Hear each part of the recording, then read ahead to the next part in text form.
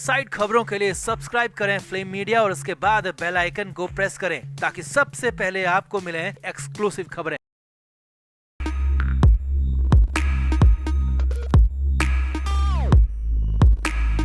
इस वक्त MVA यानी कि महाराष्ट्र विकास अघाड़ी पार्टी के 3 बड़े नेता ऑर्थर रोड जेल में बंद हैं। अब जेल के नाम से लगता है कि जैसे इन तीनों ने जो भी करप्शन, मनी लॉन्ड्रिंग और घोटाले किए हैं, इन तीनों को जेल में रहकर सजा काटनी पड़ रही है, क्योंकि जेल में रहना अपने आप में नर्क भोगने जैसा होता है। मगर ऐसा कुछ भी नहीं है। इन तीनों ही नेताओं की जेल में मौज कट रही है। ऑर्थर रोड जेल से जो बड़ी और हैरानी भरी अपडेट मिल रही है, उसके बाद तो कई सवाल खड़े हो गए हैं। तो आ रही खबरों के मुताबिक जेल में सबसे ज्यादा मौज तो हाल ही में बंद किए गए संजय राउत की हो रही है। खबरों की माने तो शिवसेना के राज्यसभा सांसद संजय राउत को स्पेशल बैरक मिली हुई है, जिसमें मनोरंजन के सारे साधन मौजूद हैं। किताबों और टीवी के अलावा कैरम, लूडो और शतरंज जैसे गेम भी संजय राउत को मिले हुए हैं, ताकि वो दिन भर में बिल्कुल भी बोर ना हो और अपना मनोरंजन करते रहें। अब जैसे ही ये खबरें सामने आई तो सत्ताधारी बीजेपी ने हंगामा कर दिया और तुरंत VIP ट्रीटमेंट पर पाबंदी लगाने के आदेश दे दिए। तो क्या है पूरा मामला? क्या सच में संजय राउत को जेल में VIP ट्रीटमेंट मिल रहा है? और पर्दाफाश होने के बाद क्या होगा एक्शन, आपको बताते हैं सब। आप भी वीडियो को शेयर करें और अपनी राय कमेंट बॉक्स में जरूर दें।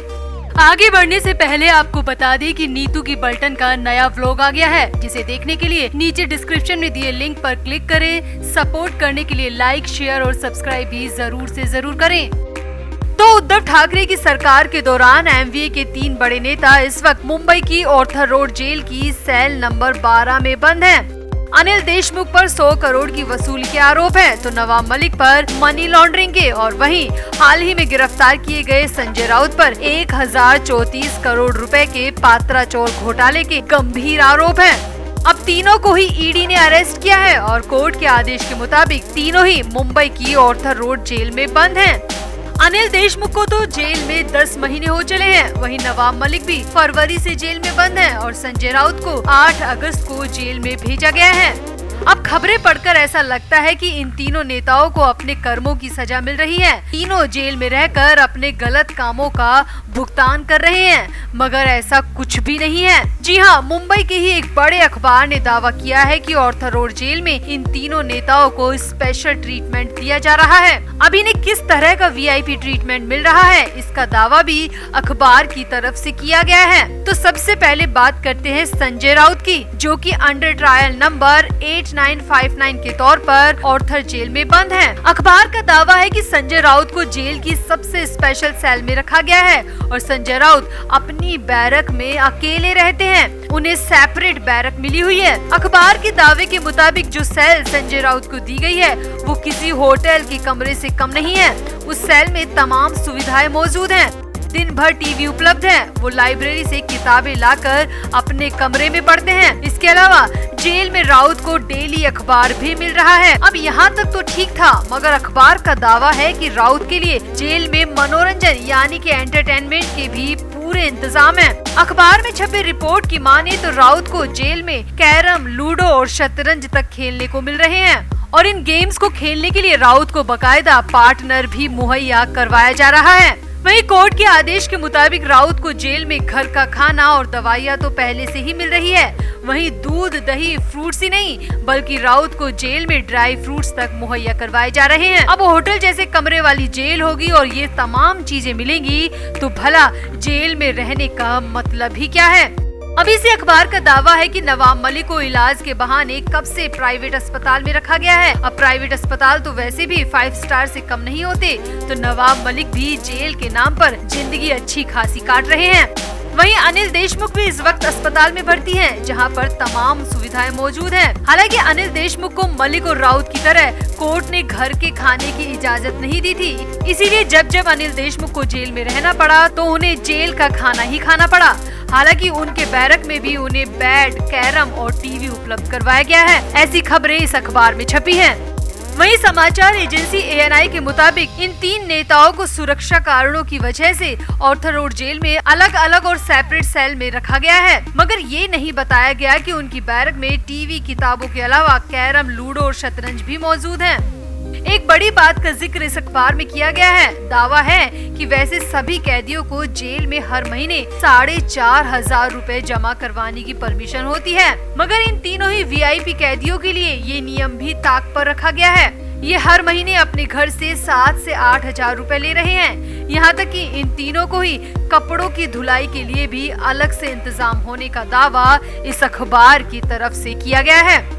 इस अखबार की रिपोर्ट में आखिर के पैराग्राफ में लिखा है कि जब होटल जैसा कमरा होगा, मनोरंजन और इंफॉर्मेशन के सारे इंतजाम होंगे, घर का खाना और बिस्तर मिलेगा, तो भला जेल में रहने का फायदा ही क्या है। एक मोबाइल फोन और देना बचा है, वो भी दे देना चाहिए ताकि उन्हें जेल में घर वाली फीलिंग आए। अब अगर इस अखबार के दावे में सच्चाई है तो आपको क्या लगता है, इन तीनों नेताओं को VIP ट्रीटमेंट मिलना चाहिए या जेल में जेल की तरह ही रहने देना चाहिए, क्योंकि जेल तो सबके लिए एक जैसी होती है और इन तीनों ही नेताओं पर लगे आरोप भी कम गंभीर नहीं है।